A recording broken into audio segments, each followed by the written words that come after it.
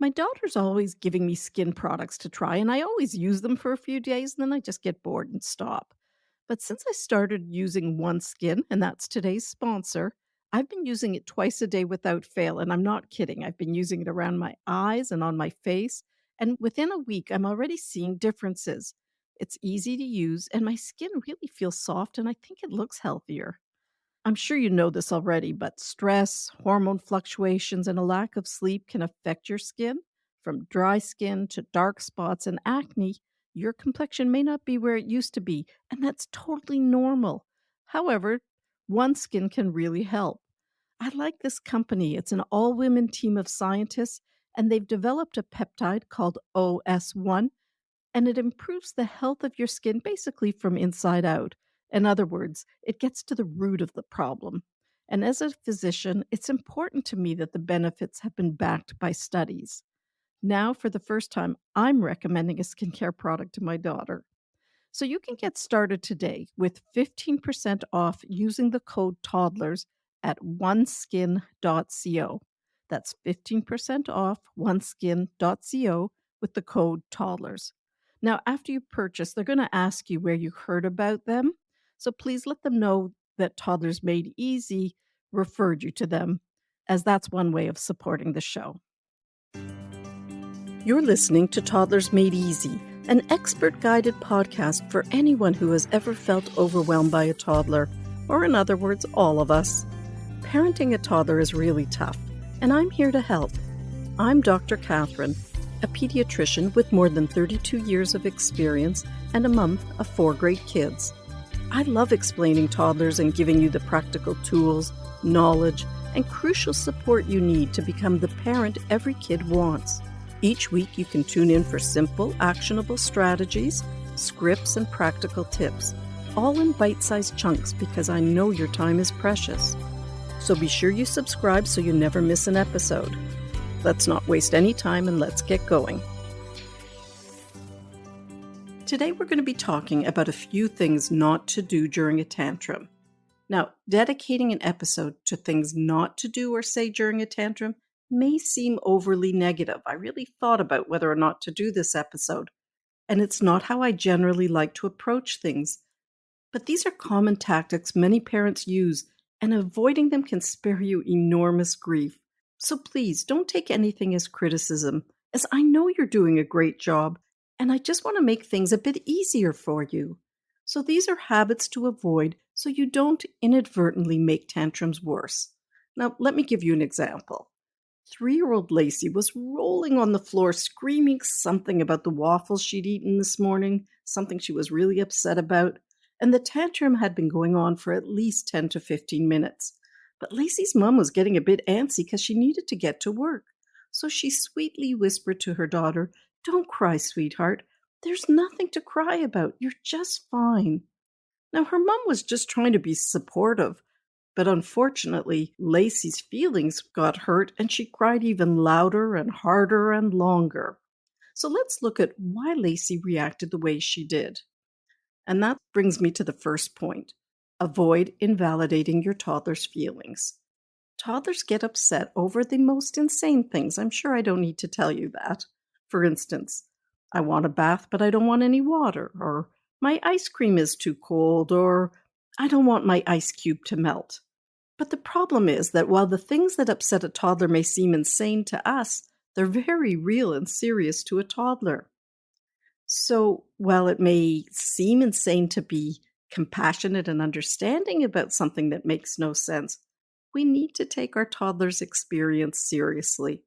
I know it sounds crazy, but it really is true. How would you feel if you were really upset about something and your partner laughed or belittled you for feeling upset?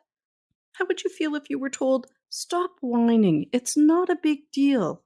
Well, I doubt you'd say, "Oh, you're right, I'm just being silly." No, most likely you'd feel worse. You'd feel belittled and misunderstood. Well, toddlers are exactly the same way. They just want to feel seen and understood, just like we do. Toddlers are really emotional, as you know. They're not logical. Adult logic isn't what's important during a tantrum, but feeling respected and understood is. So do you see how Lacey might have felt snubbed when she was innocently told, there's nothing to cry about, and why that might actually aggravate things? I want to give you another example of something to avoid. Avoid telling toddlers what they should feel. We often unknowingly and innocently tell toddlers not to trust their own experience or feelings. And we do this when we say things like, there's nothing to be upset about, or by saying, don't cry. Here, let me give you an example. 3-year-old Katie worked really hard building a Lego tower, and she was really proud of it. And she called her mom to come over and see. At the same time, Lulu, the family dog, came over as well because there was so much excitement. But unfortunately, Lulu, whose tail was wagging crazily, knocked the tower over. Well, Katie just collapsed and she started to scream as if she'd been knocked down. And her mom said, "Oh, don't cry, honey. There's nothing to cry about. You're a good builder. Just build another one."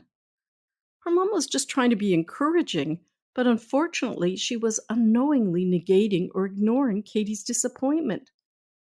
You know what would have helped? Simply labeling feelings or talking about what happened. You're upset because Lulu knocked down the tower you worked really hard to build. Or saying something like, "It's really upsetting when Lulu knocks down a tower you've worked so hard to build."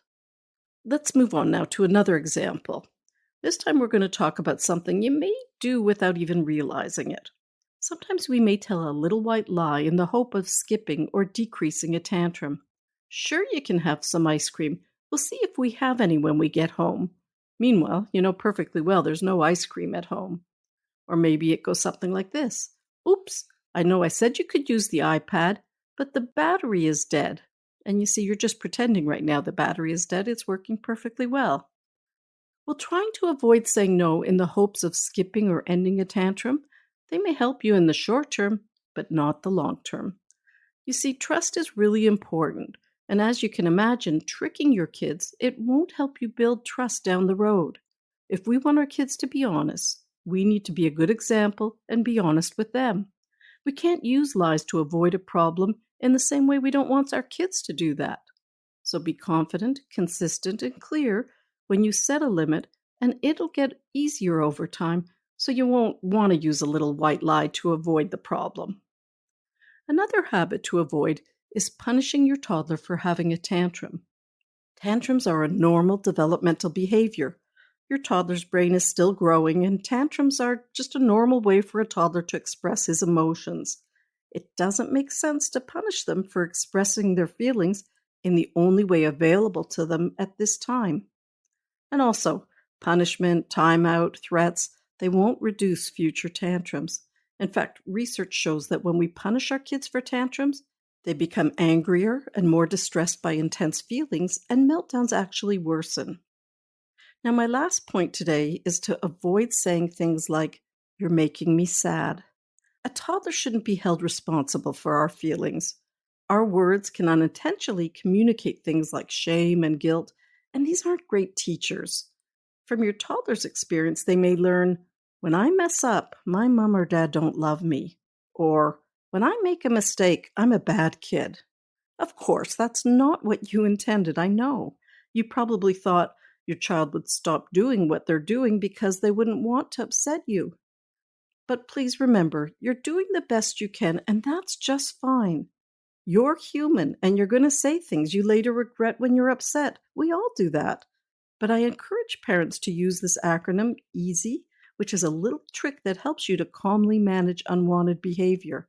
And I made a mini audio lesson to explain this strategy. You can find the link in the show notes below. Toddlers need to know that your love isn't conditional. And really, we're responsible for our own emotions. We want our kids to know that we love them no matter what, even when they make mistakes, behave poorly, or are driving us crazy. With one thing to do instead of not do during a tantrum, and that's get comfortable with strong feelings. Allow your toddler to feel all the feelings without trying to shut them down.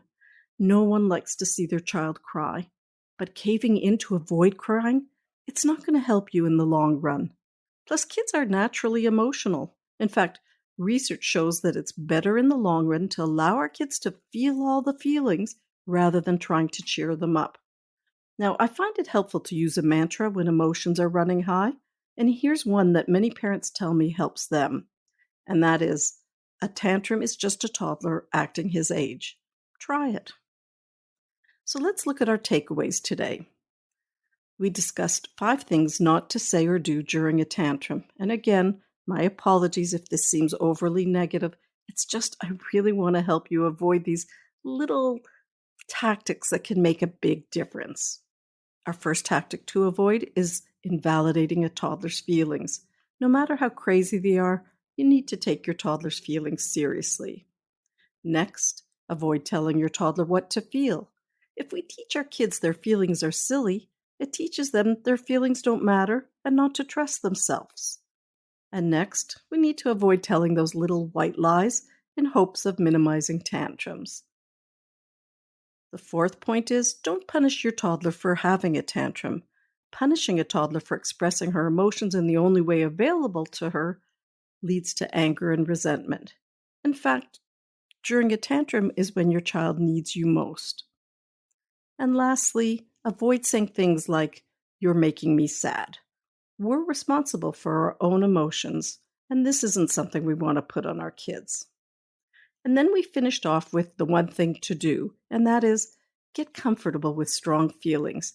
Allow your toddler to feel all the feelings without trying to shut them down. And to further support this, research has shown that allowing kids all those intense feelings, it builds emotional strength and resiliency. Well, that's it for this episode. If you'd like more help on managing everything toddler, check out our hugely popular online course, Toddlers Made Easy. You can find the link in the show notes below. Thank you so much for joining me today, especially on a topic I'm so passionate about.